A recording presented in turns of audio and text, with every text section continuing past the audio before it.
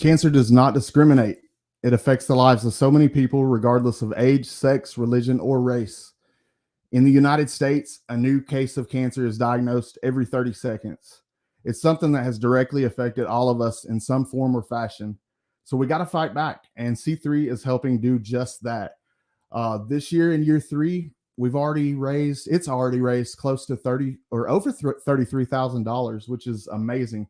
We want to keep going. And I ask that if you could make a donation at any time during this, it would be much appreciated. I have the link pinned in the comments at the top. But thank you all for joining this special edition of Comic Book Addicts. It's a beautiful Saturday here in Chattanooga, Tennessee, and I hope that you all are doing well.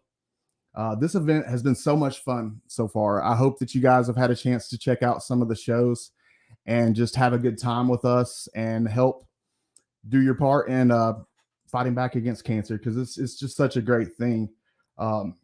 This live stream is going to be a little different from a typical Comic Book Addicts, but I promise you it's going to be a lot of fun.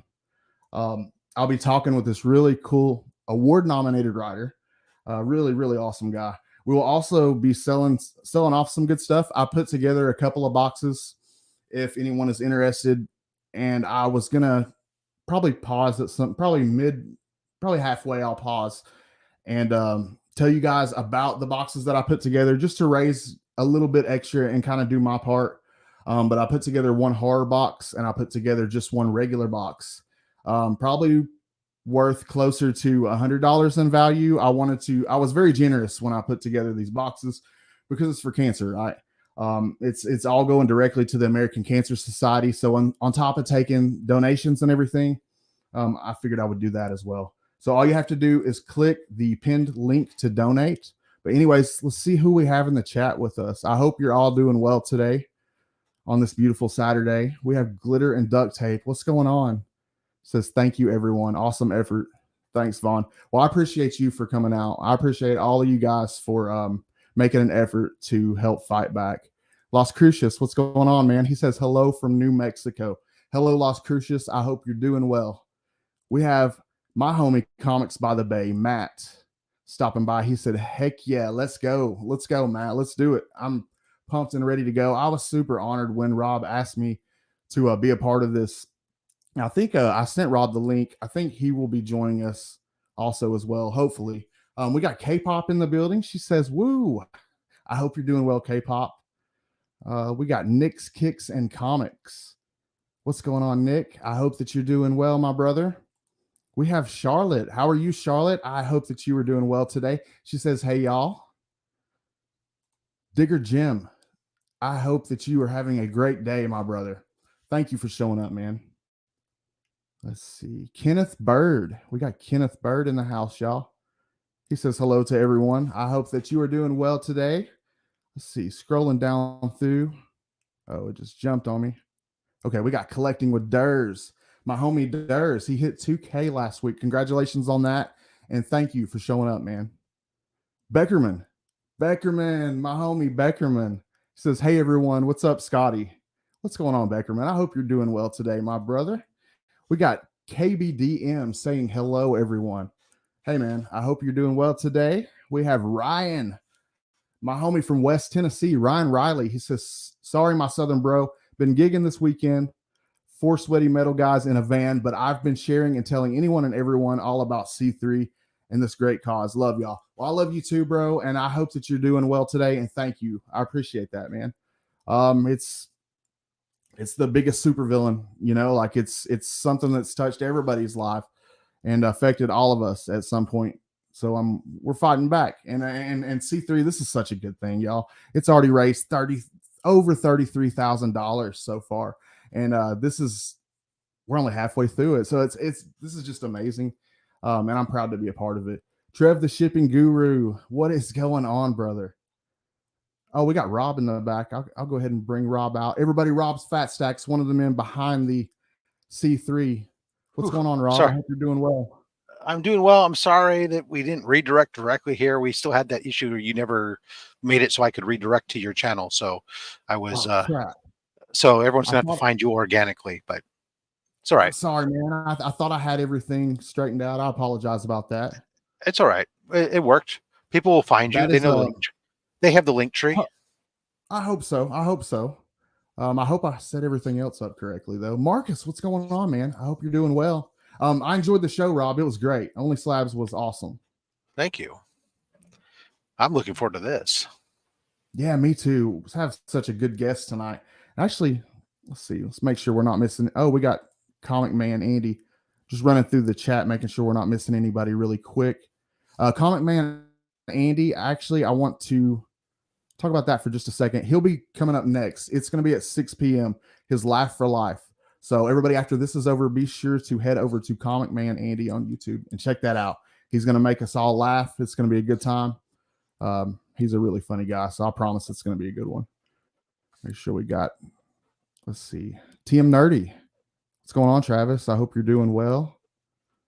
I think we got the chat covered. Anyways, I want to get this guest out here because we have a really good guest today. I almost said this evening. I'm used to going at 7:30, but anyways, we have a really good guest for y'all.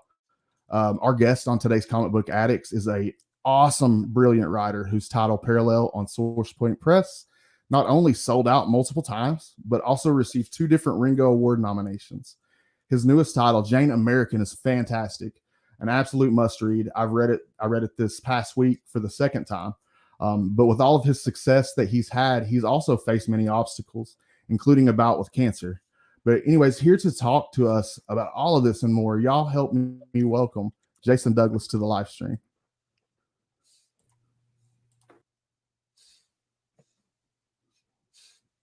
Is he in here? Did it add him? Yeah, there he is. Okay. Let's try this. Yay! Jason Douglas, everybody. What's going on, Victory is yours. How are you? I'm doing well. How are you, gentlemen? Doing great. Another Doing great. day, another $30,000. That's right. How easy, right? Just a walk in the park, 30+ K in a $33,600 right now. Not bad. Honestly, wow. When I heard that number, that just like it made my heart swell. I mean, obviously, we're going to talk about like where my personal connection to this. How'd you say it, Scott? Like this non-discriminatory thing. Yes, the world's largest supervillain. Yeah.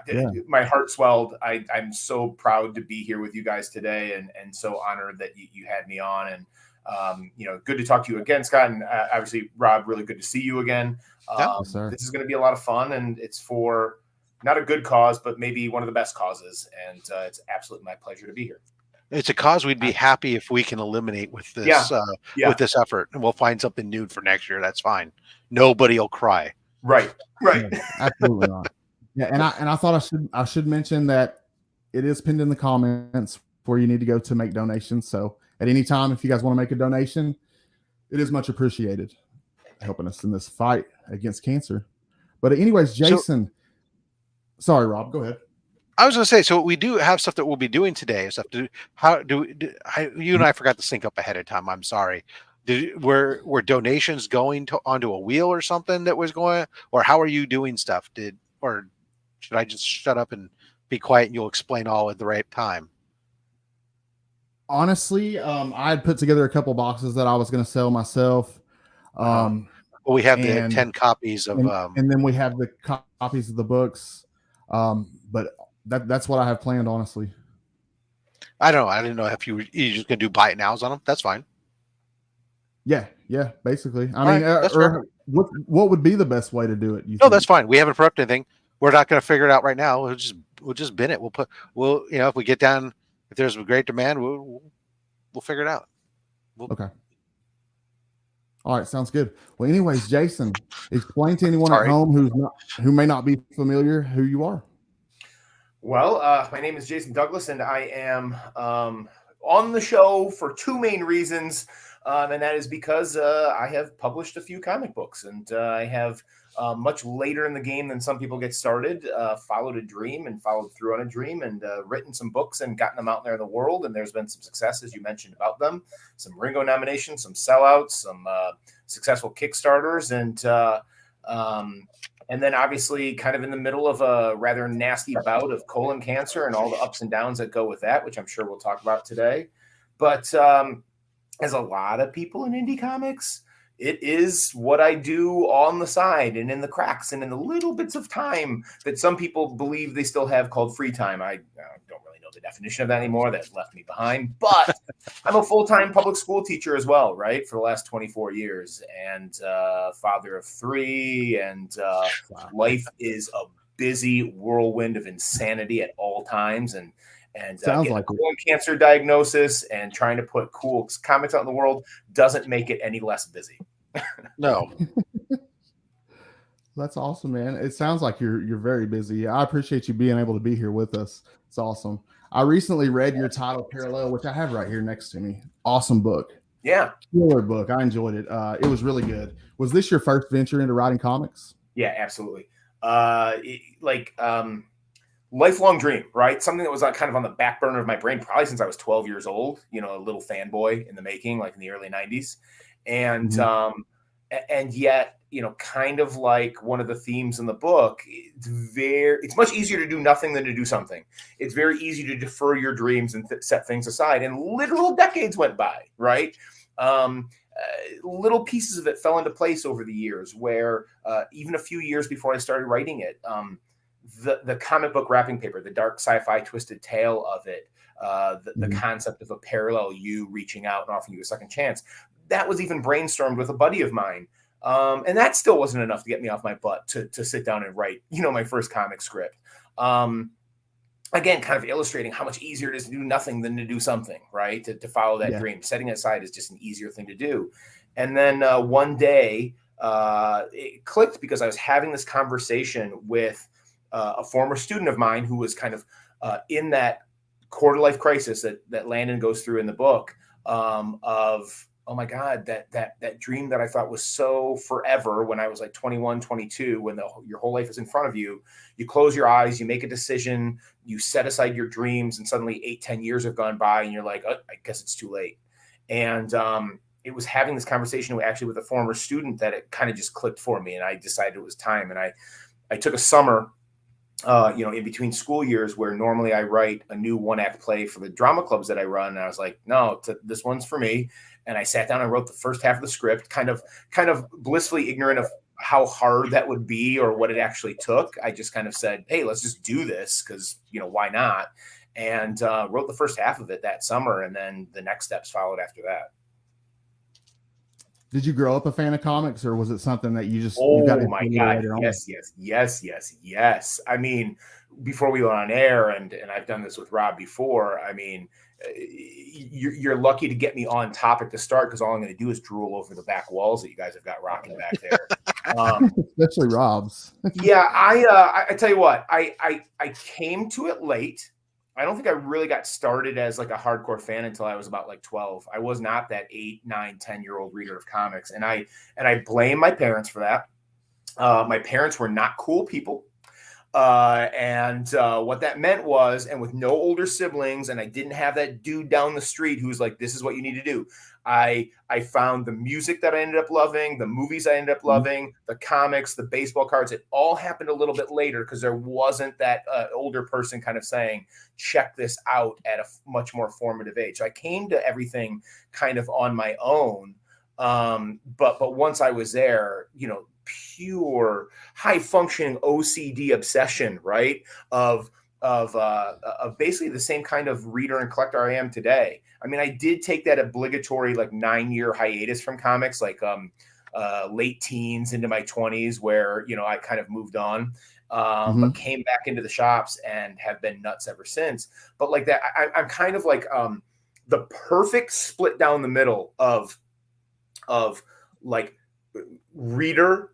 And, like the story is the most important thing, and my favorite writers and my favorite creators and my favorite storylines. And it's just about consuming as much about from that writer as possible. And then the other kind of degenerate half of me that is, the pure collector who needs that run of covers or that key or, ooh, that's going up in value. That sounds interesting to me. So it's like it's pretty much a balance between the two, even though those two worlds in the comic world tend to conflict with each other every now and again. Okay. So you collect for many different reasons. Oh, you better believe it. Yeah. What are some of your favorites? Oh my God, all time. Well, so this will be an insight into a bit of that. So the only two books that followed me through that 9-year forced hiatus from comics, the only two things that kind of followed me through that and were still on reread and like followed me to college and followed me into my early 20s or whatever, were Neil Gaiman's Sandman and Art Spiegelman's Mouse. And some of that was because like you read it for class, but other reasons because they're like literally high literature. I mean, Mouse won a Pulitzer, for God's sake. But Neil Gaiman is a huge influence on me, and I'm a huge fan of all of his work. In the modern age, Mike Mignola is a hero to me. Eric Powell is a hero to me.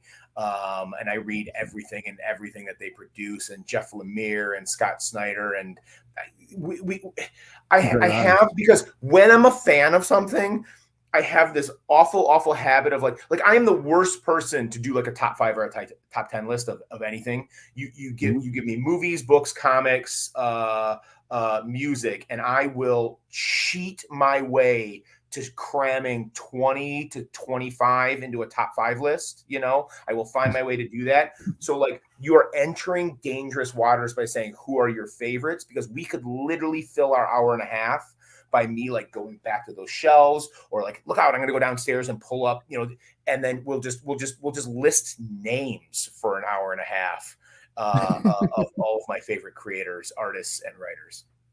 There's so many good ones. You definitely could.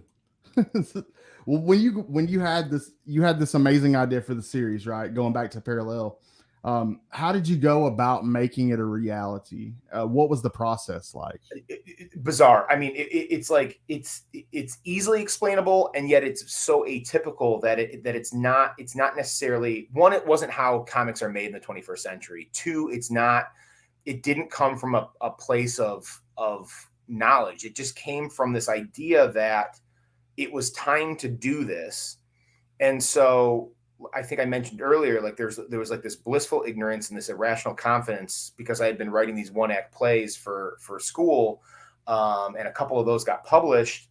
I honestly looked at myself and said, well, how hard could it be, right? If I can do this, so I might as well be able to do this. And of course, it's a completely different animal, in my opinion, a much more involved and a much more difficult kind of writing to tackle. But without having that prior knowledge, I was just like, well, I'm just going to do this.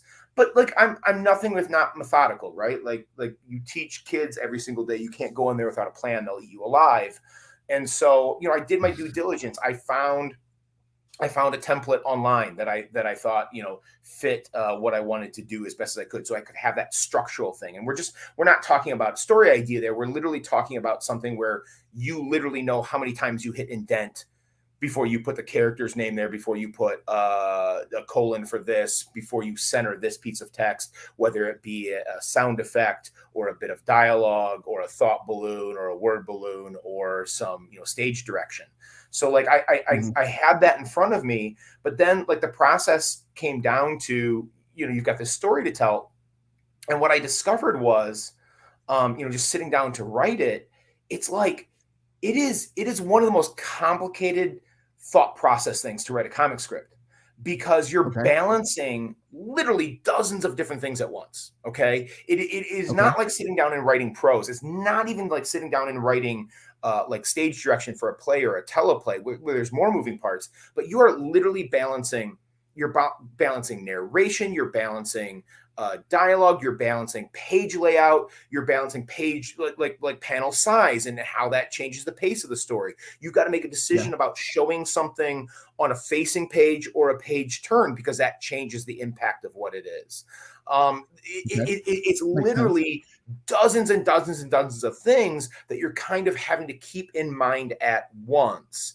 And you can't fall into the trap of just writing blocks of prose, because that doesn't translate, right?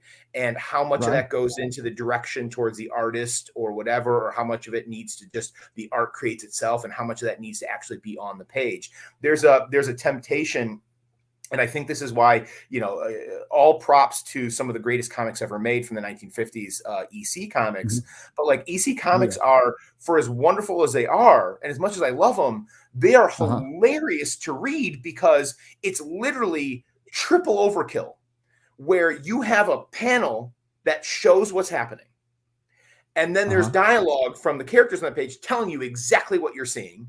And then there's a giant fat block of narration across the top that tells you for a third time what the characters are saying and what you're seeing. And you have to understand the balance of when you want to show something, when you want to tell something, when you want to hit it over the head with a hammer, when you want to let it be ambiguous or let it tell itself. And all that's going on when you're writing.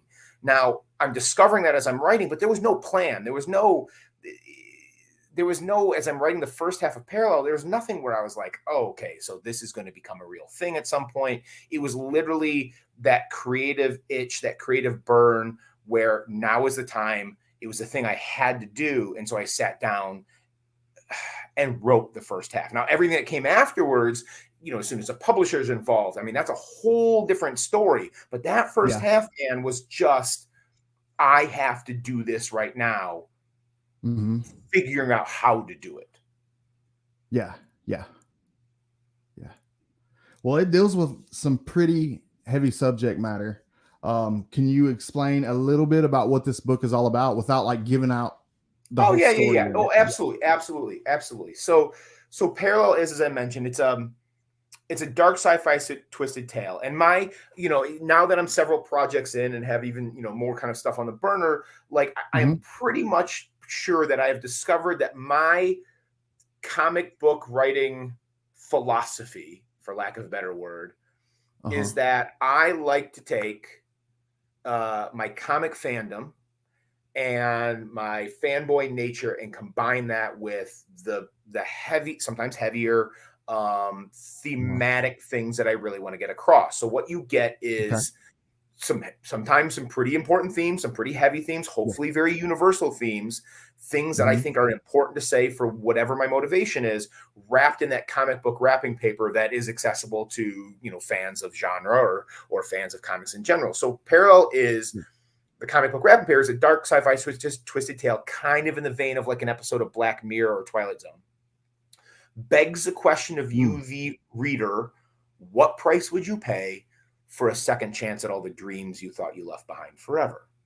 Yes. So you've got our main protagonist, Landon, who's going through what the kids are calling these days the quarter-life crisis, right? The existential dread about time passing and dreams deferred. We all have our version of that. For most of us, that manifests through anxiety and dread and maybe depression. For Landon, though, it starts showing up and manifesting through hearing voices and seeing visions of an alternate version of himself reaching out, offering him that second chance that he felt the door was closed on forever. Unfortunately for Landon, definitely not in his best interest physically and mentally in the here and now to pay the price of that second chance. Gets pretty dark and hairy in the second half, with some high stakes consequences for him to do that. I mean, that's pretty much what it's about. But what you're looking at is like, sure, if you like that kind of storytelling, or if you like that kind of comic story, this is for you. But the reality is, it could be for anybody, because those themes of existential dread and time passing and dreams deferred, and as we age, we're like, oh God, where is it going? And why did I make that choice? And is it too late to go back?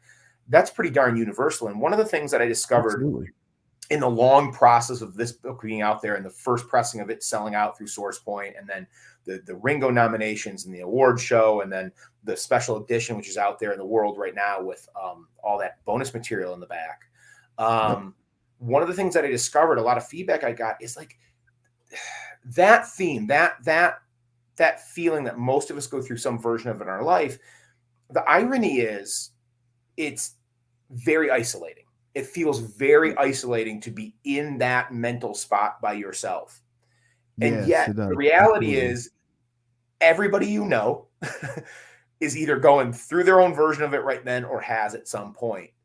And this terrible isolating thing is something that if you just reach out, whether it is a mental health professional or it's your mom or it's your best friend, like talking to people about when you're having those thoughts is like, it's a bit of magic. And, and like, I mean, you know, I make sure that that's portrayed in the book of Landon trying and sometimes succeeding and sometimes failing at like, getting a hold of that. Yeah. Well, what inspired the story of Landon and his struggle with life? Like, what inspired that? Well, I would be completely lying if I didn't say, you know, my own sitting on my butt for 2 decades and not doing something that I kind of wanted to do since I was 12 isn't at the core of at least some of this, right? Okay. I mean, that would be like foolish for me to say that, you know, that's not one of the inner workings of it. But like I said before, you know, pieces kind of slowly came together. You got my own feelings about aging and not doing the thing that you wanted to do for a long time. You've got the genre idea came from just like a fun brainstorming session between me and my buddy Pete up in Traverse City, Michigan for a handful of years ago. We were just like, what would be a cool story to tell? And we were talking about like the whole parallel version of you, kind of trying to break through and maybe offer you something. Yeah. But it was really that conversation with this former student who was like literally at that age. I think she was like 29 at the time. And we were just having this conversation about how she had this dream at 22 that by this age, she would be in Chicago. She would have her own dance studio. And it was like, and she's just like, but I just blinked. I took a different job to pay the bills at 22 instead of following my dream. I made this other decision knowing it would be temporary, right? Knowing that I have forever to make this dream come true. And she's like, and it felt like I blinked and now I'm 30 and now there's no opportunity for me to do this. And it was literally like, if it were a cartoon, there would have been a lightning bolt or a light bulb above my head. And that was it. Yeah. And it was that was in the spring. And I was like, okay, this is the summer. I don't know how to write a comic book, but I'm going to this summer. I'm glad you did, man. It turned out to be such an awesome book. And how did you go about like getting the artists? Like, because the inner artwork. Well, this is where atypical comes in. So this is where it very much diverts from the normal. I mean, okay. In the 21st century, like, I mean, you create your own stuff and you put it out there in the world, and crowdfunding is the way to go. And a couple of years ago, I don't know if I wasn't fully aware of that yet, or if I just was blissfully ignorant of it, or if I'm so old that like the digital path just wasn't what was first on my mind. But like, I just looked at it as, well, it's still the 1990s or the 1970s, and that's the path I will follow. And so when I was about halfway done with the script, I took a pause and I kind of said, okay, I just want to see. I put a lot of effort. I put a lot of time into this. I just want to see if this is something that could live beyond me sitting at my computer at my kids' swim practices on a picnic bench typing away every morning, right? And so I basically I printed out a handful. I printed out physical copies of the first half of the script. Went to school, grabbed a few of those, those old school manila file folders from my desk. Okay, put them in there. Grabbed chef's kiss, beautiful colored paper clips out of my desk because we got to be classy, and like put the cover letter on it, and then decided what I was going to do is like physically shop it around to independent publishers at Motor City Comic Con. Now, okay, half a step back. I did do what I thought was my due diligence, and I did go online and I did look at like a dozen different publishers online and discovered the modern truth of comics, which is number one, nobody wants your script.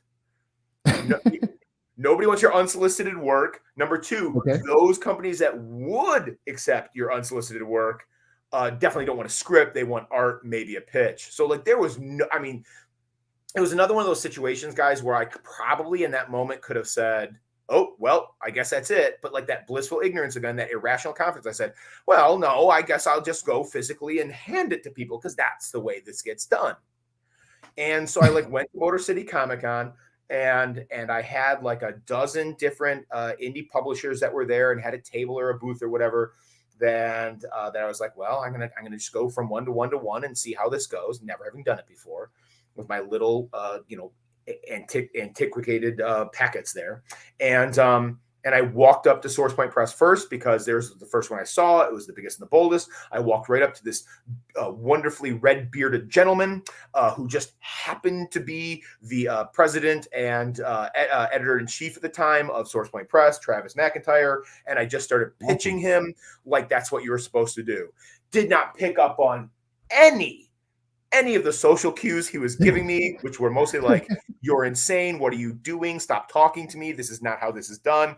And I just kept on going, and the enthusiasm, and I think I wore him down with time. I was going to ask you how you hooked up with Source Point.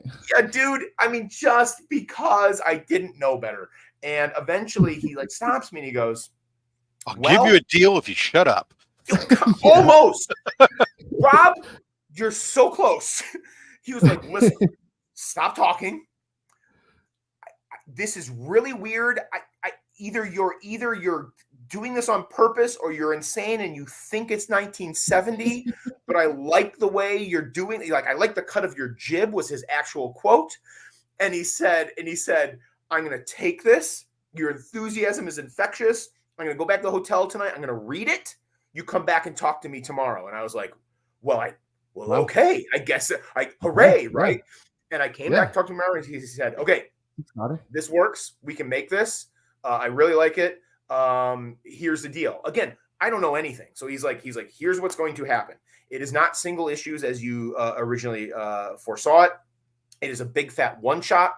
And you're going to go home and we're going to send a contract to you and you're going to go home and write the second half. You can go home and write the second half immediately, right? And I said, yes, I can, which is that wonderful lie that like actors tell at auditions where they're like, you can ride a horse, right? And they're like, yes, I can. They've never even seen a horse.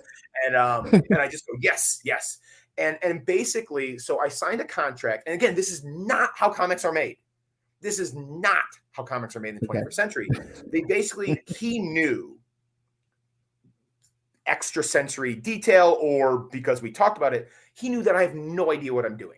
Okay. So he knows that I am not going to be capable of doing the normal thing of I'm coming with an artist, I'm coming with an editor. Like it's just something that they are then publishing. He knows he's going to have to hold my hand on that. So it signed a very different contract from me than a normal 21st century contract.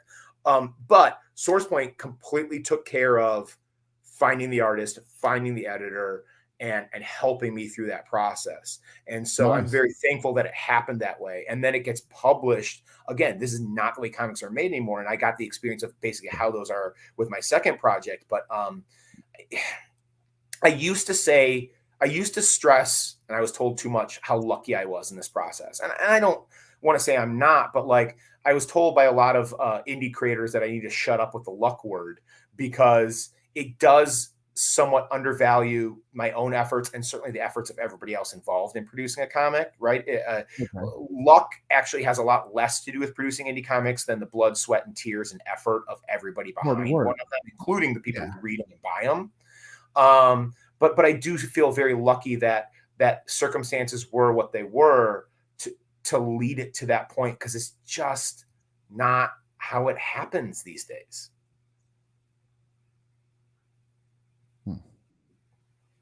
Well, in fourth grade, we learned basic geometry. We studied lines, the simplest of all one-dimensional figures. A line goes on forever in both directions, yet there are points, beginnings, ends, important steps along the way, like a life. The story seems to have that one common theme running throughout. Like, where did the idea for that come from? Dude, I was a fourth grade teacher for 13 years before I was an eighth grade ELA teacher. Like, it's what's the biggest writer cliche of all time? Write what you know. So like it was, I got to be careful. I don't want to say this like I'm tooting my own horn, but like when this came to me, I was like, ooh, stroke of brilliance. Because if you think about it, right? So here's something I know about. Like, here's something I could like write definitively about as a piece of text, because it's just like, this is how I would explain it to fourth graders. But it also is it is a structural component, right? I am not an artist. And yet I needed to find a way to put my own visual imprint on the story as well, mostly for myself, because this is before I knew that Adam Ferris was going to be doing the art on it. And it really helped me personally see a linear thread throughout, right? To be able to visualize the panels where you would see that line and then it expanding and diverting and exploding, which is some of the early panels in the book. And it was doing like three jobs at once. That whole balancing act that I was talking about before, this was like a way to, with one idea, cover 3 or 4 of the major things that you've got to be considering at all times when you're writing panel to panel on the script. And that was just, it was like it was honestly the jumping on point. You know what I mean? And I'm so, man, I haven't thought about that in so long. You bringing that up, I got really excited because I was like, oh yeah. And it took me back to that summer and like how kind of like, okay, I think I can do this, that was awesome. Thank you for sharing that. Yeah, man. I really appreciated it. I thought that it was an awesome common theme. And I was curious where you came up with that. That was an awesome answer. Of course, fourth grade teacher. That makes a lot of sense. But I definitely liked that part of the book. What was some of the hardest parts about putting this book together? Because you did mention you faced a couple of really big obstacles. Well, for this book, it was time. Mm-hmm. It was the joy coupled with the frustration of every single aspect of this experience was first time. Okay. Like there is absolute levels of ecstasy that cannot be described when the first page of art comes in on your very first comic, right? Oh yeah. And you're already like 40 years old and you've been a fan since you were 12. There are absolute undescribable levels of ecstasy and joy when an award-nominated letterer for every company under the sun lets you watch him put your words into word balloons on the actual page. How cool is that? That's awesome. It was mind-blowing. Yeah. And yet there can be months and sometimes even like a year in between some of those steps. And this process and this adventure has taught me 100 things, but one of the most indelible and set in stone ones is a much deeper appreciation for the process and the time and the effort that goes into it.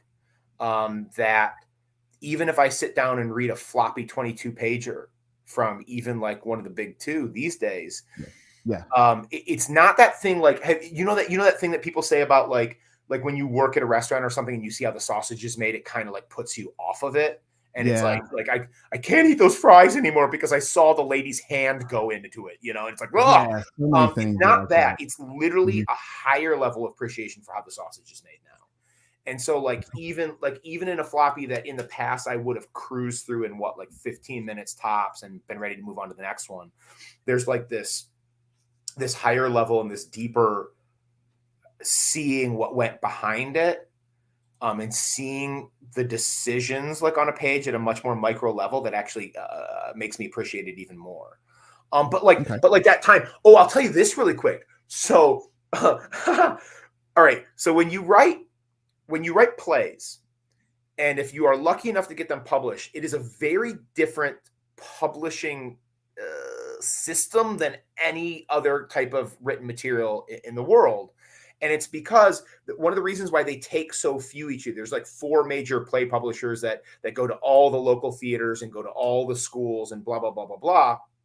And they take so few each year because there is no editing process. Your play is what they deem perfect for publication upon reading, or they say no. And so like in all of my different experience with like putting stuff out in the world, and plus I was writing plays for 4th and 5th graders for a while, and then 6th, 7th, and 8th graders.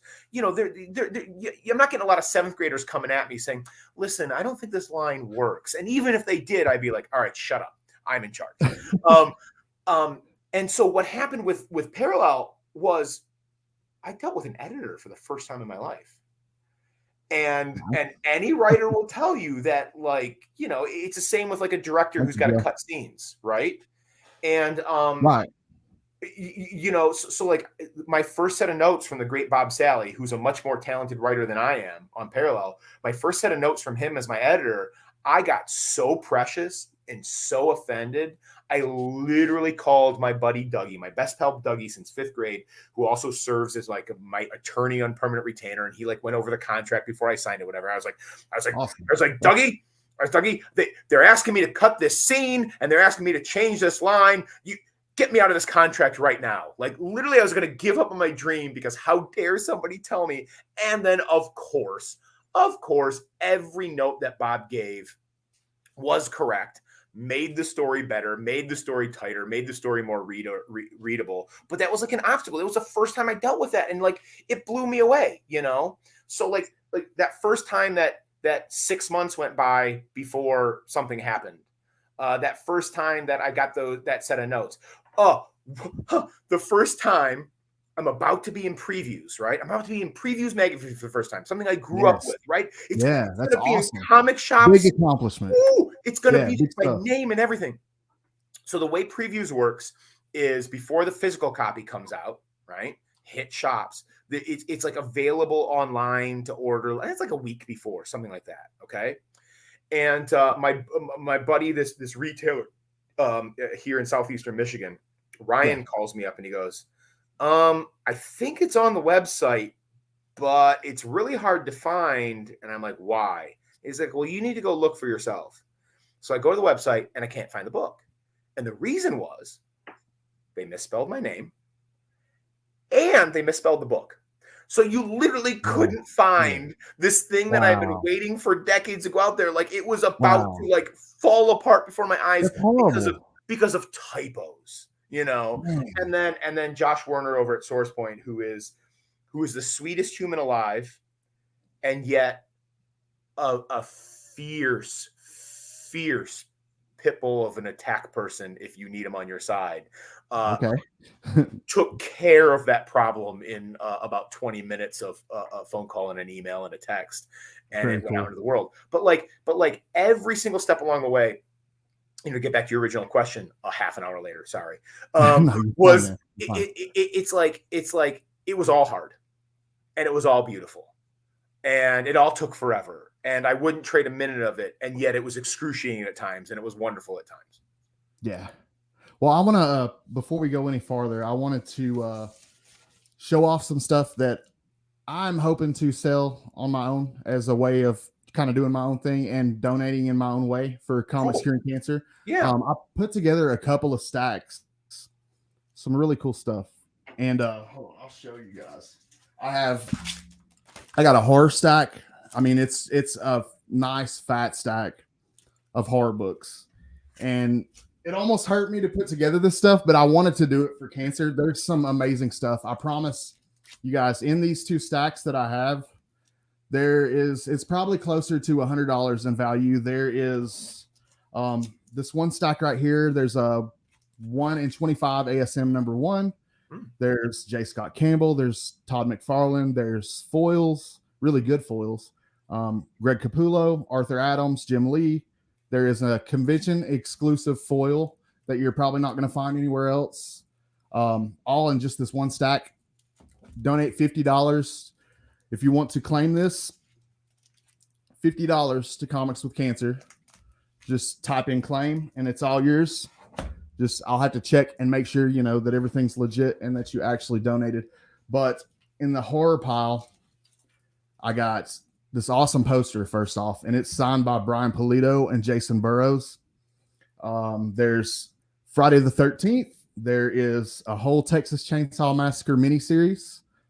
There's, let's see, a signed Mars Attacks by the writer. I mean, there's all kinds. Friday the 13th, Texas Chainsaw Massacre, Nightmare on Elm Street. If anybody wants to claim either one of these, I'm donating, or we're going to put the money, you know, straight to Comics Curing Cancer. And it's just something that I wanted to do aside from everything. So if anyone wants to claim, if anyone wants to claim one of these awesome stacks of books, just let us know in the comments, because that's just something that I wanted to do extra on top of this. I promise you guys it's closer to $100 in value for sure. And I wanted to do that on top of everything else. But Rob, how did you want to go about doing with the Jane America copies and stuff? I don't know if Rob's there or not anymore. Okay, Rob is not with us anymore. Anyways, I got that stuff up for grabs if anybody's interested. The horror books are early 2000s. They're very short print, a lot of them. And there is a Friday the 13th special edition, #1. Yeah, I think Rob did step away. We'll find out about that. We'll have to figure out something about the other copies. But anyways, I wanted to do that if anybody wants to claim those. And we're also taking donations. Be sure to check the link at the top if anybody wants to make donations to Comics Curing Cancer. It's raised close to $34,000, and we would appreciate that. But I wanted to pause to tell you guys about that stuff. But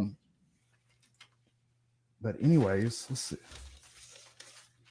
Sorry about that, man. I just had to pause for a second. No, not at all. Comments by the Bay. I see you. It's funny. And if anybody like wants to check the books out or whatever, and wants to go, like, I don't mind showing you. Just hit me up or whatever. But that's something that I wanted to do aside from everything. But anyways, as I mentioned in the intro, Jason, yeah, you've also had a very tough bout with cancer. And I talked to you a little earlier in the week, and we were talking about this because I wanted to make sure it was okay. I didn't want to just like air all your stuff out if you weren't cool with it. But Jason was cool enough to agree to talk to us a little bit about it and what he went through. I thought it'd be cool, man. I wanted to ask you some stuff about that. I personally feel like it's a really good thing, like when we share things like that we've been through with others, and you know, people take from that, and it really helps. And but when you what was it like for you? Like, when you hear news like that, what did it do to you mentally? Well, I don't think that's news anybody can be prepared for. I don't think that's a thing. But yeah. I was really blindsided because I was just following the rules. Well, around what time? I was asymptomatic, and my colon cancer was diagnosed or discovered after a routine colonoscopy. So there was not like a concern on the table. There wasn't hey, let's just check things out. It was quite literally the law changed last year. Nobody can force you to go get scanned. Everybody needs to go get scanned. The law can't force you to go get scanned, but what the law changed was when doctors are now supposed to recommend when you go get your first scan. And it was for decades, the number was 50 years old. And last year, they changed it to 45, the year I turned 45. And so like I'm at my yearly physical, and my GP was just like, well, you're 45 and this is what we're supposed to do. So you should sign up and go and schedule it and go get your first colonoscopy. So I did that and went there in August, and it was literally, I'll tell you what, talk about being blindsided. I mean, it was that summer, last summer was supposed to be like this summer of kind of recovery and normalcy and readjusting for my family, because the 2 years before that, or the 18 months before that, was nothing but there's a lot of personal loss, right? Both of my my wife's parents died within a few months of each other. One after a 6-year struggle with deteriorating dementia, and then her dad right after that with lung disease. And then my dad died very suddenly at Thanksgiving from a heart attack. And I mean, my knee fell apart and I had to get my first surgery. And as I was watching them give CPR to my dad, I cracked a back tooth and that had to be ripped out. I mean, it was a mess. Okay. And then that summer, me and my wife and my kids, and we went on a vacation or two and we kind of relaxed and blah, blah, blah, blah. And I was supposed to go into that August with to actually do the Kickstarter for Jane American. Yeah. And then finish the curation of all the goodies and extras in the back matter of Parallel Special Edition. And so the order of, comic book story wise that it was supposed to go was we were going to kickstart Jane American probably that September. And then that would come out, and then Parallel Special Edition in the new year. And then the big fat OGN of Jane American the year after that. And instead, I go in for this routine colonoscopy, trying to be high energy and charming and whatever. So like I'm coming out of the haze and I'm just like, hey, doc, and again, maybe because I'm not just the best at picking up on body language and social signals, because that has been a theme in this interview so far. I already told you about that before, or maybe it was the drug haze or whatever. But like I did not see the look on this dude's face. My wife did. And you could kind of tell it got pretty heavy pretty fast because partially because you could tell he had not had to deliver this news often, if ever, before, because the numbers are against it, right? Especially at my age. But he had found basically a big old tumor that was inside my colon that was trying to do me in. And so that hit like a ton of bricks. And I tell you what, like my first instinct, and I knew this about myself, my first instinct was to curl up in a ball and wait for the end. Like, that's it. I used to tell, we used to have with my 8th graders, we start every class period with this, with like a prompt. And we write the thing down and we talk about it with each other. It's to get your brain going. It's like a social thing at the beginning. Yeah, a mental exercise. What's your favorite flight or invisibility? And we talk about it, right? Tell me about a time where you were really embarrassed with this, or sometimes it's academic related. But we had this one that I don't really do anymore. Hits too close to home. But later in the year, once we get to know each other more, there was this one about like, would you want to know when you were going to die? And there's, there's a bunch of kids who are like, yes, I would want to know. Other kids like, no, thank you. As long as it was later, blah, blah, blah. And I always just tell them, because usually a couple of classes a day will go, well, what do you think? Or what's your take on this? And mine on that one was always absolutely not, because I know that I would be paralyzed and with the dread and the whatever. And I would just like, whether I had 5 minutes left or 5 years left, I would probably just, again, pouting in a corner, self-pitying, and waste all the time that I had left. And that was my first instinct. But like the reality hits you that no matter what's happening to you, life goes on for literally the rest of the world, including the people closest to you. And as long as you're not a hermit, you giving up even for a second, no matter what the news is really, really ridiculously selfish for the people around you. And so the reality is the next day came anyway. Yeah. And my kids needed to eat, and gosh darn it, you still love them. Yeah, I know. Even though they don't, by the way, what you said at the very top of this interview, like success I've had as a comic author. Whatever success I will ever have, you will never see me with an inflated ego, because there's nobody in this house that gives two craps about anything I've written, anything I've published, any convention I've been a featured guest at. They're like, what? Who cares? Will you know what? you make my bed today, pick up my clothes, like do the laundry. Anyway. Yeah, and I still love them, and there were jobs to do. I had a school year that was about to start in like 2 weeks that I wasn't going to be able to make it for him. How do you handle that? Yeah, how do you handle that? Yeah, so like reality kind of sets in, and like I don't want to say I avoided dealing with the emotions of it. I don't think I did, but like one of the best cures for any mood you're having is like get busy. And I had to get busy making plans for a school year to start that I wasn't going to be at. I literally made, fellas, this is, oh my God, this is high functioning OCD in overdrive. I refused. I mean, I was going to have a sub because I was going to have surgery, and a date was set, and there was going to be an amount of recovery because they were going to slice me open down the middle that I couldn't just like jump up on a table and be like, hello, grammar. But I was going to refuse to let a substitute set the tone for the year. And those poor children, even though I didn't see them for like 2.5 weeks of the school year, I made a video lesson of full instruction for every single day I was gone, walking them through it before I went under the knife. And so they had to deal with my big fat face, not just running around the room yelling at them and stuff, but literally on a gigantic screen at the front of the room going, this is this, and this is this, and this is what I want you to do right now. Pause. Now you do that. Like freaking them out by saying, oh, no, right there. your turn to do. Did you throw it up? Right. And so like I got busy, and I planned the school year, and I started doing all the prep for surgery and went through all that insanity. And then like the journey is on, and as positive as it can be, as negative as it can be, like you owe it to yourself and you owe it to everybody who cares about you to not give up on it, no matter how dark the news might be. Like, how did they deal with it? How did your loved ones deal with you?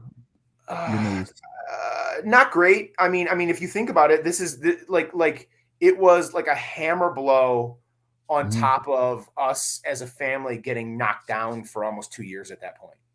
You know what I mean? And I'm not saying for 3 kids who really hadn't had to deal with death in their life, I'm not saying that it's easier to deal with the death of a grandparent than the death of a parent, but it was a lot. And then suddenly this is threatening. And they all, they're all unique human beings, so they all dealt with it in their own way. And some of them, one of them was more effusive and more open, and one of them bottled it up, which is, I have a master's degree in bottling it up. I have a master's degree for teaching. I've got a master's degree in pessimism. I've got a master's degree in bottling up emotions and keeping it inside until it's dangerous to you. I get that. I have a doctorate in curmudgeonry. Do you really? That is now that's a quality degree. I think if you don't have that framed, Rob, I think you need to get on. You know what? That would look good on your wall as a CGC slab as well. Don't tell me what to do. I would never do that.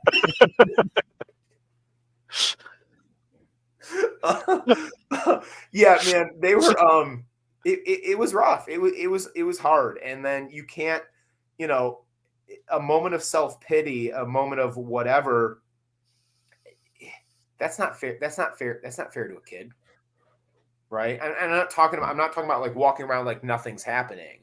I'm not like walking around with some kind of weird 1950s dismissive masculine strength. Like, it's all right. I am the father. And of course not. It's okay. Yes. Right. Not that at all. But like sitting there and like doom and glooming and putting your own self-doubts on them was certainly not going to be productive, and something I definitely tried not to do. Okay. What are some things that you do now to like maintain your health? Oh, well, I mean, so I was trying stuff ahead of time. There's a bit of irony in the fact that all the post-surgery and then post-colon cancer, even limitations on diet and stuff, a lot of those I was already trying to put in place because, like I said, that high-functioning OCD, what that results in is, if I like a band, I need it all, right? If I like Mike Mignola, I need it all. And then, there's a reason I don't drink. And that's not because You know, I had a bout with alcohol abuse in my past. It's literally, I'm self-aware enough to know that if I tried it and I liked it, I would be screwed. Because once I'm into something, I want it all. So like I cut caffeine out of my diet like back in 2008. I had already ditched red meat like 5 years before. So when you hit a lot of those post-surgery restrictions about what you can, especially when they slice out 24 centimeters of your colon. I mean, there's certain things that can't go down there anymore, you know? And so a lot of that was already set. And now, you know, almost a year later, I'm even more on the things, doctor's orders, where, you know, I found a way to cut out some of the carcinogens and stuff, but I was also eating, you know, 8 to 45 pounds of bread every day because it's delicious. And if I wasn't going to kill myself with red meat and processed meat, I was definitely going to still kill myself with carbs. So I've been doing good way to go. Lately. God bless sourdough. Oh my God, it's so good. It's so good. I haven't had bread in a while, and yeah, there might be a little cheat day tonight after this conversation with some sourdough in it. Oh. There you go. I'm sorry I brought it up. Exercise, you know, exercise is big, and I was the most hideous runner you've ever seen in your life for like a decade until I destroyed my knee and had to have knee surgery, and now it's mostly the bike. I mean, guys, you know that I used to run at night, and I would rationalize anybody who asked me. You know, because it was cooler, especially during the summer or whatever. It's after kids went to bed. But the reality is I didn't want anybody to see me, because if you saw my body undulating going down the street, you might be stricken blind, because like a body shouldn't move that way. I wasn't good at it, but it was like a love-hate relationship that kept me in shape for a long time. The bike helps me now. You know, exercise and diet. And then it sounds like a cliche, but whether you believe it or not, even if you project the outward positive attitude, it makes a big difference. It does. It really does. For other people, and even if you're lying to yourself a little bit. Like I said, I mean, I don't have a doctorate in curmudgeon behavior, but like I do have that master's degree in pessimism, and my default is glass half full. That's a lie. My default is half full of a glass half full. Quarter full glass is my default. But you know, mine is half. So mine says half full, but someone's going to knock it off the counter in a moment. There you go. You project outwardly, especially for other people, and that can do some good, and it does some good for yourself too. So those three things, basically. What are some things that people don't see or hear about when it comes to this disease? Oh, dude. So I think my biggest discovery is, and this goes for anybody who's going through the hard time. This is for cancer. This is for anything else. Okay. The value, you really discover who really means what they're saying to you. There is a difference between the rote, almost reflexive thing we say to people who we know when they're going through something, which is, let me know, thoughts, prayers, let me know if there's anything I can do. I got so sick of, let me know if there's anything I can do really fast, because it's not true. It's my friends at school who, without asking, set up the meal train, right? And made sure that my family got fed that week of surgery and that week after surgery. It's the friend who didn't call me and offer kind of empty platitudes, but instead said, so a lady I know went through something similar. I'm giving you her number. She's going to call you, and you guys are going to talk about things that I can't talk about with you. And that meant more than anybody reaching out and saying, hey, praying for you. I mean, I don't want it to sound like I'm ungrateful for that. I don't want it to sound like that's not something you should do.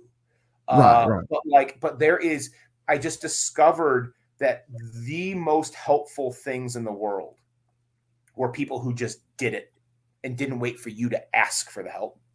And the people who you could talk to with empathy instead of just sympathy. There's nothing wrong with sympathy. There's nothing wrong with offering sympathy to people who are going through cancer. But like when you, and because it made such a difference, it's something that I now try to do for anybody. I can't tell you. There's been now at least a half a dozen times over the last year where somebody who I know in this IG comics community reaches out to me and says, "So my buddy got diagnosed with blah, blah, blah.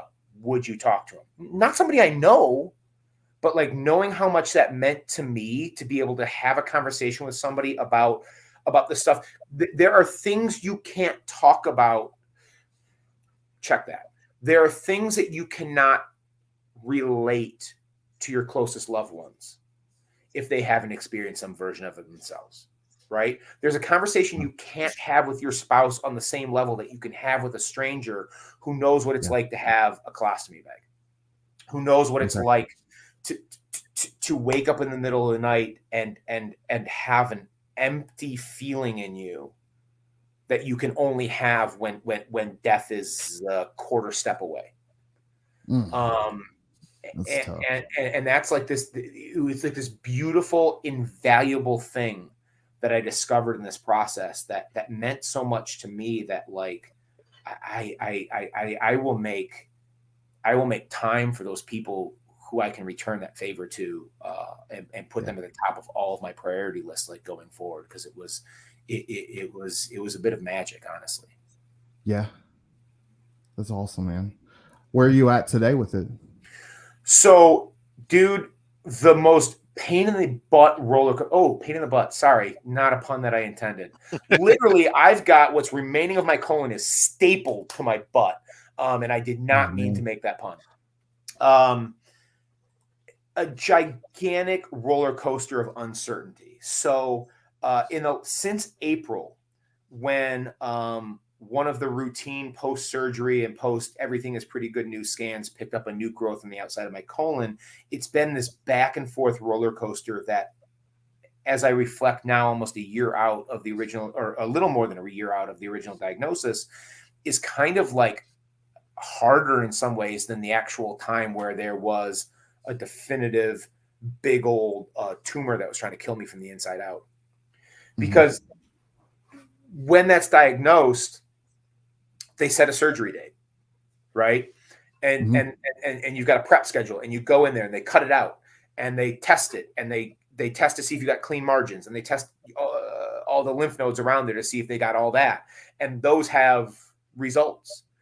And then I entered a clinical trial that got me even more advanced care to try to spot ctDNA in your bloodstream, which is cancer at a DNA level.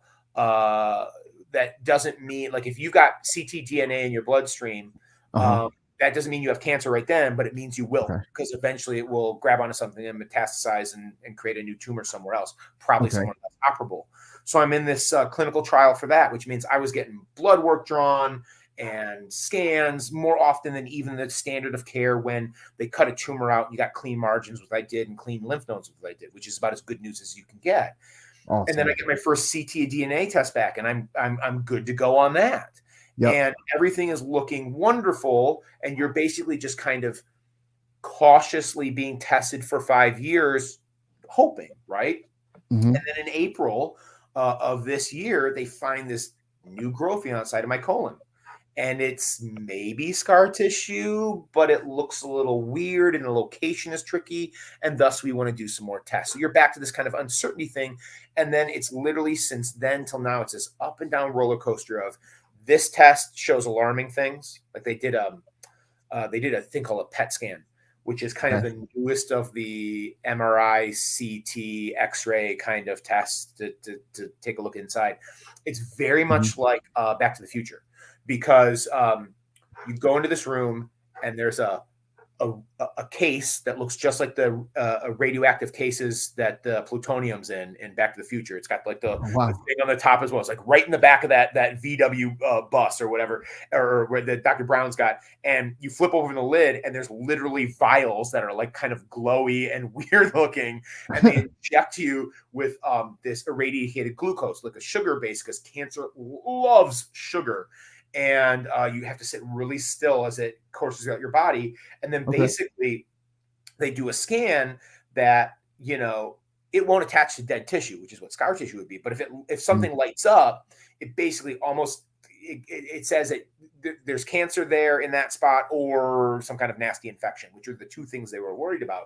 And mine lit up to a degree, like way more than scar tissue, dead tissue should be. Not enough to say, oh my God, you're going to die tomorrow. But like, again, the uncertainty. So like a whole different kind of sets of tests. And then maybe there's this risky biopsy. And if you get surgery, it's probably going to be a permanent colostomy bag and all these kind of things.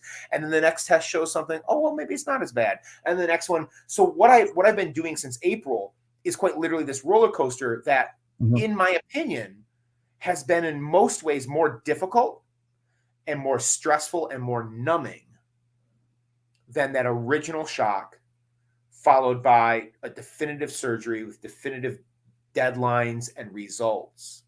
Yeah. As scary as that was, because when they took that, I'll tell you what, when they took that thing out of me, it was a stone throw away from being a whole bigger problem than it was. It had, the tumor had eaten through 3 of my 4 colon walls and was working on that 4th.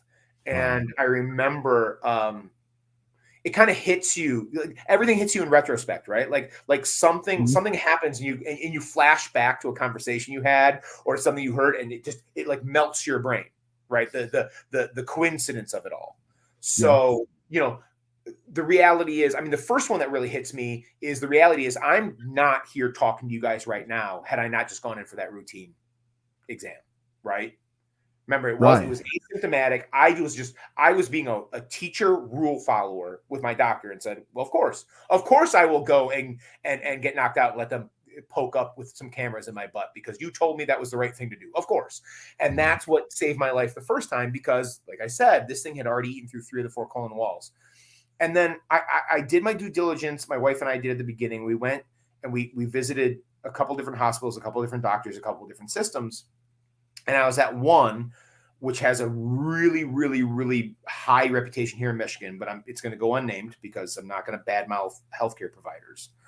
But there was something about the conversation with this doctor in this hospital that it was just a bit off, right?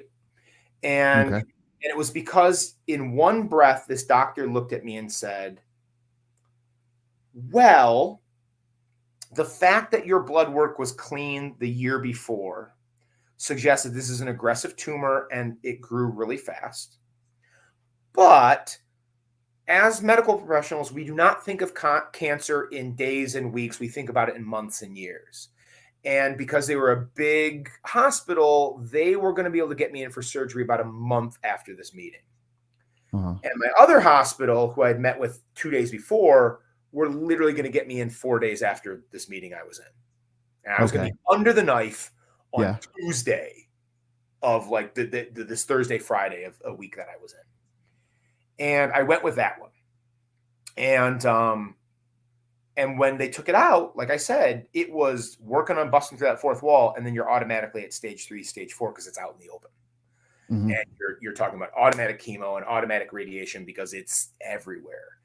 And like, when they talked to me afterwards, I mean, you don't know, right? Like it could have been, forget the 4 weeks of it still sitting there eating through that I would have had to wait for the other hospital. It could have been, if I didn't have surgery that morning, it could have been that afternoon that it broke through. Like, I don't know. And so like those little things, those kind of like mind-blowing things that kind of hit you afterwards are kind of like just, you know, mess with your brain and make you imagine so. Like, how things work out or how things don't work out, and you know, why me and why not somebody else? And it's you try not to dwell on it too much, but it's also dumb to ignore it because it is what happened to you.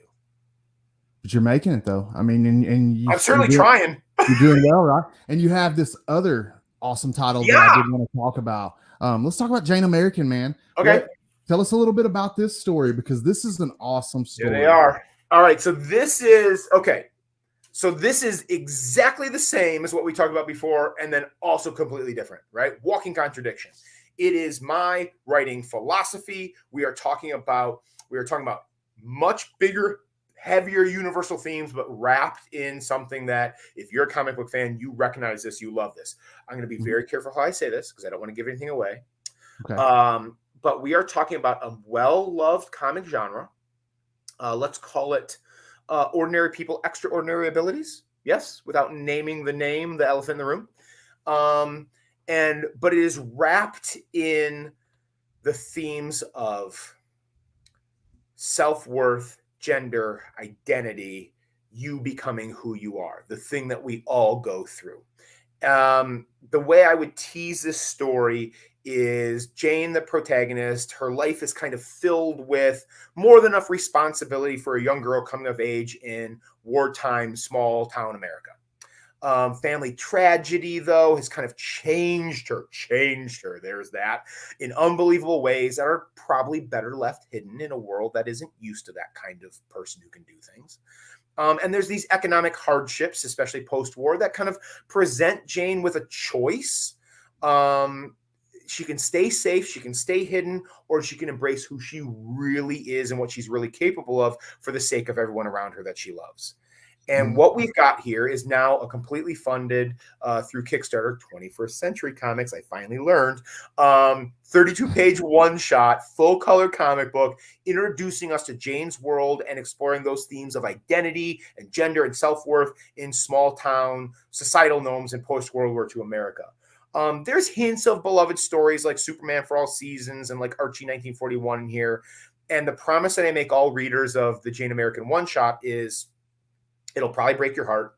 Yeah, it will make you cheer in spots. It absolutely will. And will shock you with a cliffhanger ending that will have you begging for more, that anybody who's been here since the beginning of this interview will totally recognize what I ripped off that ending from just from the opening credits of this show.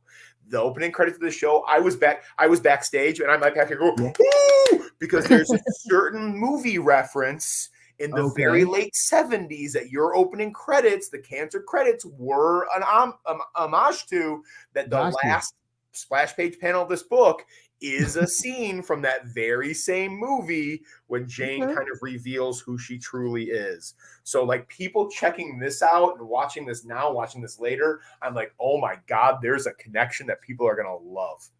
Yeah, it's an incredible book. I mean, and the inner artwork is beautiful. It's very well written. What inspired the characters in the story? Tell us a little bit about that.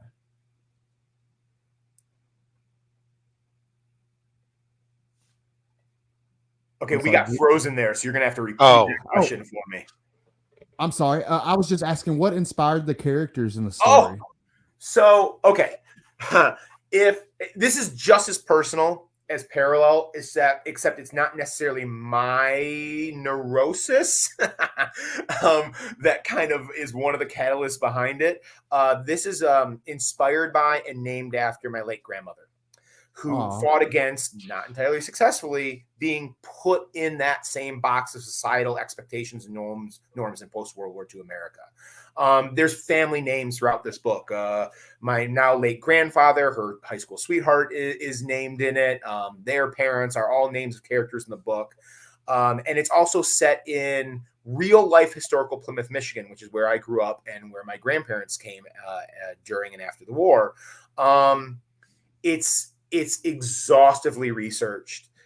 This is something I really, really care about in my comic book storytelling is, if I'm going to ask you for even one moment to suspend your disbelief about, let's say, I don't know, a parallel version of you reaching out from the other side, offering you a second chance, or that a 15-year-old girl might be able to run a little bit faster or lift some stuff that 10 grown men can't.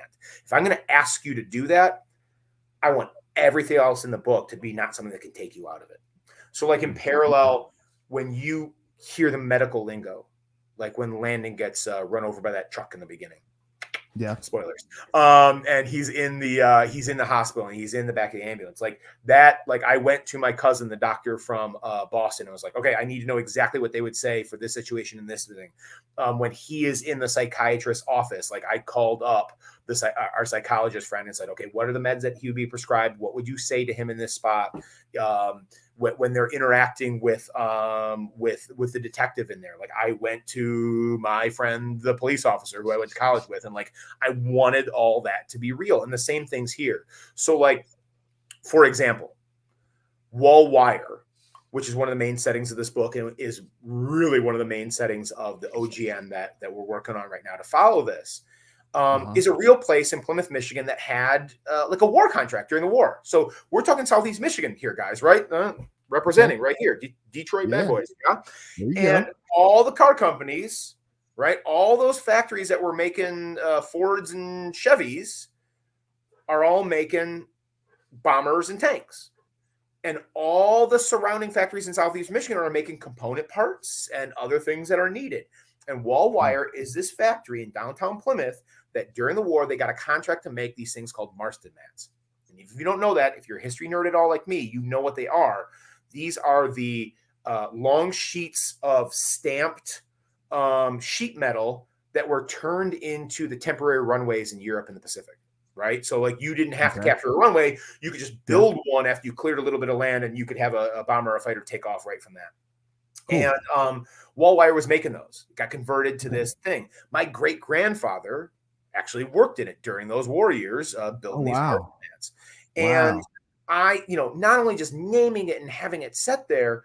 So when my grandfather, this is my grandfather who made it to 99 years old and just passed away a few months ago, was kind of on the research journey with me.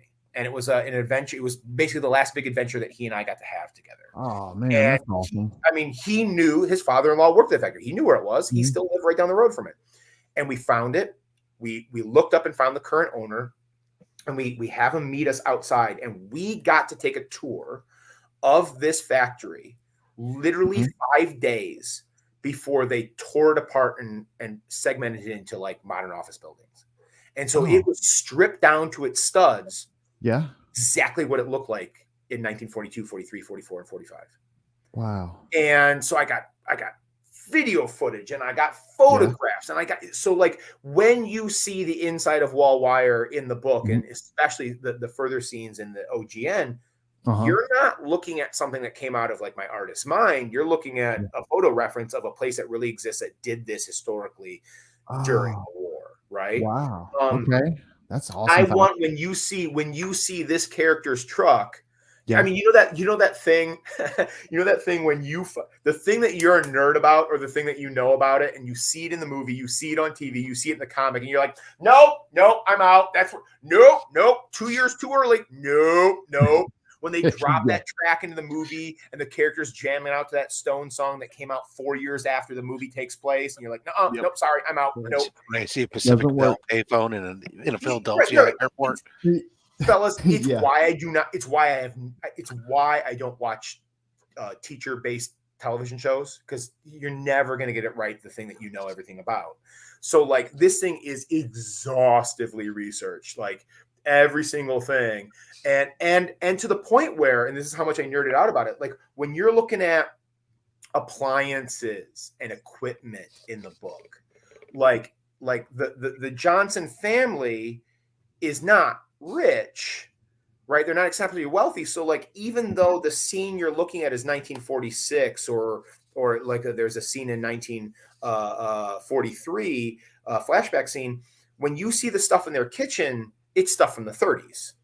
Right. Like because they're not going to have the 1946 model because mom is working the job to try to keep the family together. And of course they would. So like down to those kind of details. And my philosophy is like 99% of the readers might not notice it. But if there's 1% of the readership that notices it in a negative way, it's not worth it for me. So I'd rather put that time in and that effort in before that happens. So this is a book inspired by real history, real thematic struggles that people went through at that time, including my late grandmother. But Okay. the modern connection is quite simple. It comes back to my students again.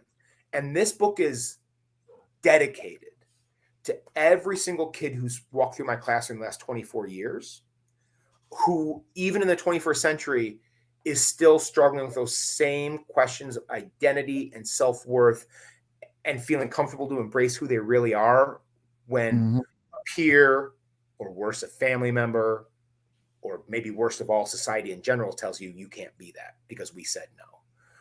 Now you extrapolate that back to a 15-year-old girl in 1946 who's trying to do what we would call a man's job and an adult's job. And obviously that intensifies even more, maybe exponentially. But those themes carry through to today about like embracing who you are and not letting somebody else tell you you can't be that. And that kind of runs throughout the whole story. Man, where did you find the girl that you were telling me, the lady that did the interior artwork? Where did you find her? Because the interior artwork is amazing. So Annie, who did the art on the one shot, is actually a 21-year-old graphic design student in Indiana, and my editor, Dr. Christy Blanche, the great Dr. Christy Blanche, who is a wonderful writer on her own and owns is a retailer and is probably one of the top 5 in-demand panel moderators for all the big cons across the country. Cool. She's my editor on this book and a dear friend. And Annie was literally a customer of hers at her shop in Muncie for the last few years, and was like, "This kid's got talent. Check her out." And we hired her, and she's I mean, she's got these raw talent points, and she's only going to get better. But she's got these raw talent points with like emotion. And there's a reason why there's that. We chose it as one of the pages that was on the teasers on the Kickstarter. But there's a reason why there's this Jane and her mother. There's this her mom in her Rosie the Riveter outfit. There's this really powerful embrace that they've got right before some really bad news comes in and changes the whole trajectory of the book. Yeah. And there's a reason why I grabbed that, even though it was a very early image she drew as one of the major images on my very first what do you call those things, those banners that cool creators take to shows with them to make them look and feel more professional. Roscoe's right. Just as a programming note for folks, I mean, I don't mean to rush anything, but they Laugh for Life segment of the stuff will be kicking off Comic Man Andy's in 3 minutes. So for those of you guys who are interested in that, go there. Otherwise, I mean, by all means, stay here. We're not going to kick this off. We do have copies of Jane America to make available here, as well as and I can show the books that I can. I probably should show the books that I was trying to sell. Probably be a smart idea, right? Yeah, I can show those. We should try to raise some money. What the hell? I mean, I love conversations, being able to tie it up and bring in a little piece of this, because there are things that you brought up, like, you know, how you can't unless you've gone through and stuff. You can't really. You can understand, but you can't relate. You can sympathize, you can't empathize. Yeah, you know, those are big things. And even if because I was sitting here as you're talking about that, it's like I can think of that in some different elements for my life. The same thing but you know, and you go, yeah, okay, the same things. Like there are certain things that like I just can't talk about those things with certain people because you can't understand and whatever, and why, you know, I've reached out to other people who have gone through certain things, going, hey, look, I understand. This is just something that you're not even. So for some people, it's like you're not even supposed to think about these things, but this is reality of what, you know. So if you need to talk, you know, on the side without, you know. Well said. Yes, yeah. Absolutely. So, well, where? Let's see. Oh, I had some. Oh yeah, where are you going beyond the? Is it a true one shot, or do you have plans to? Oh yeah. So the 120-page graphic novel is written. It's done. The entire story exists. That was my summer project this year. Cancer roller coaster. Write 120 pages of Jane American. And so that's like in the editing process right now, and we're about to kick off art production on that. So we'll probably kickstart that probably early fall 2024. Yeah. And then we've got I can't say officially, but we've got a publisher attached, so it'll be in previews.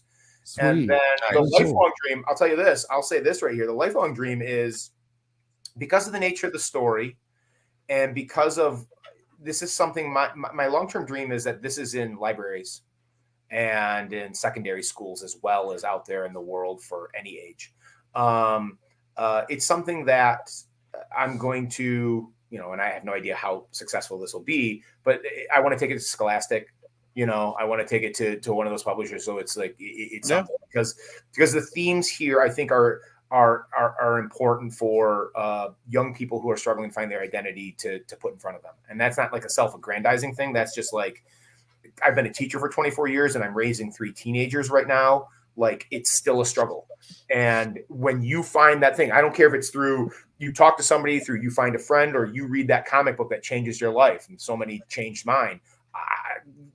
Being part of that would be like the greatest honor of my life. Right. Yeah, it makes sense. No. Yeah. What was let's see. What advice would you offer? I guess I could say, what advice would you offer an up and coming writer? Okay, this is it. This is my favorite thing. This is like my teaching moment. Are you guys ready? Okay. Okay. I'm ready.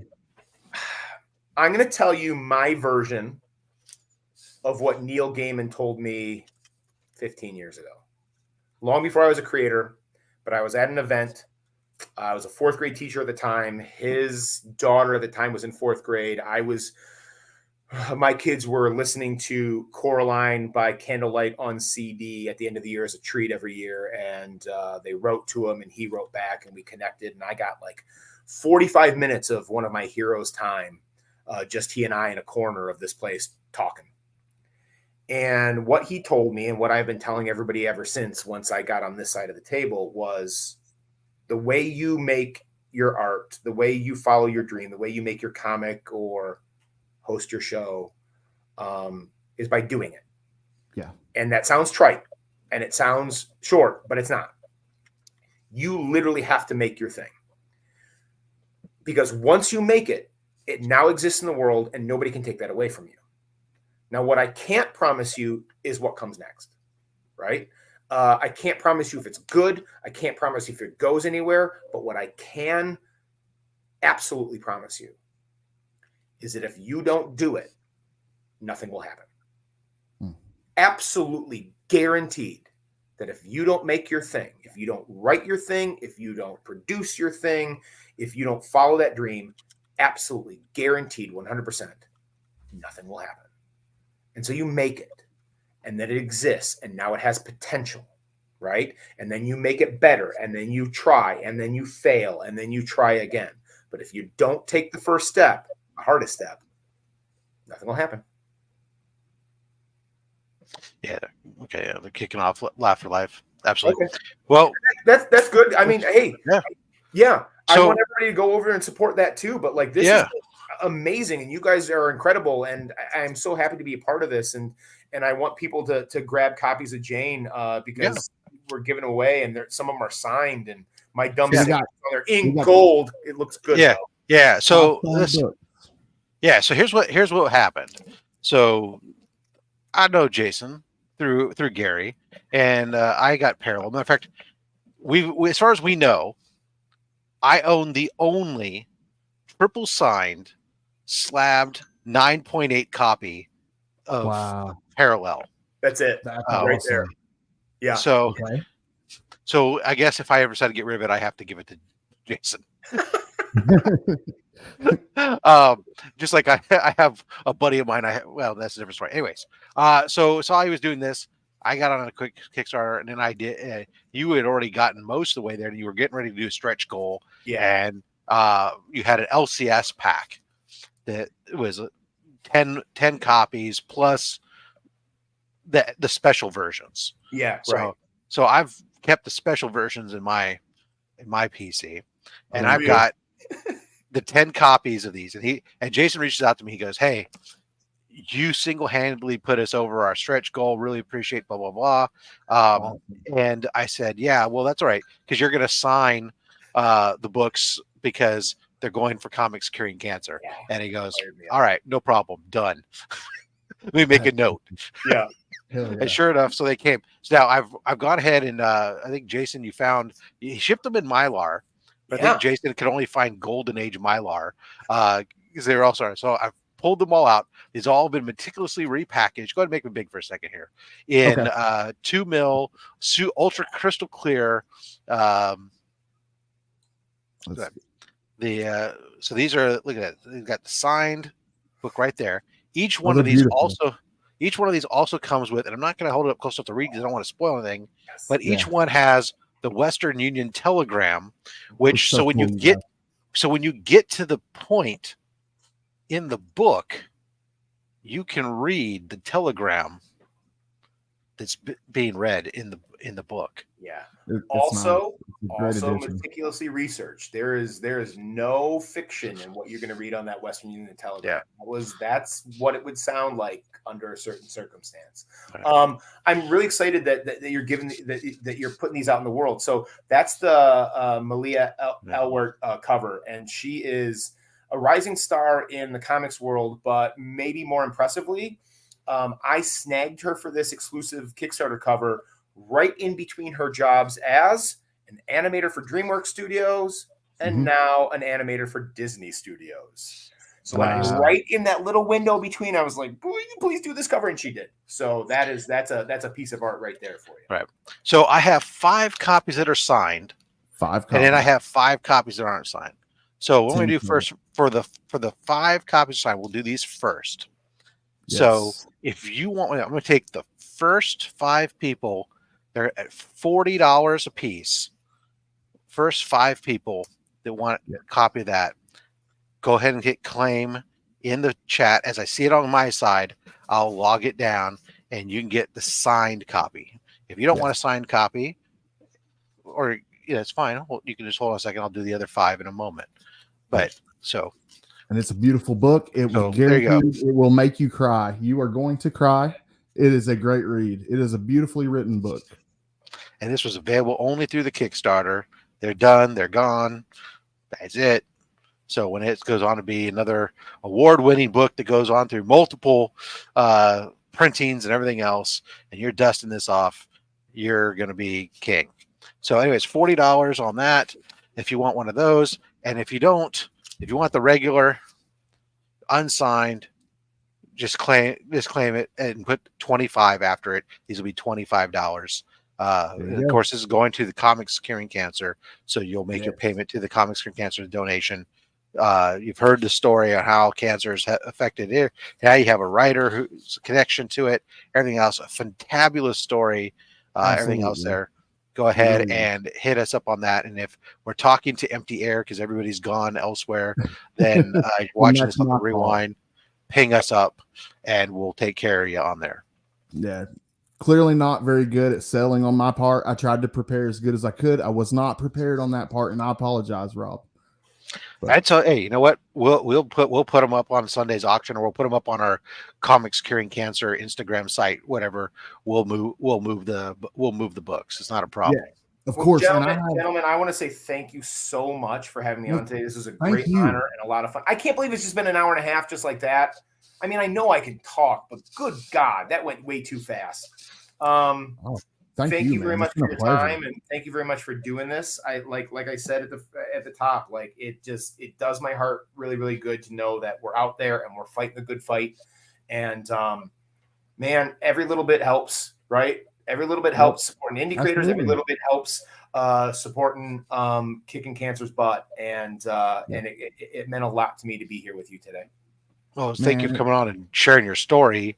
I think that's really important too, to help put face on and hear the stories that go along with this, to really drive home why there's a need. I mean, we always have a connection, but some of us, you may have a connection to cancer, whether direct or indirect.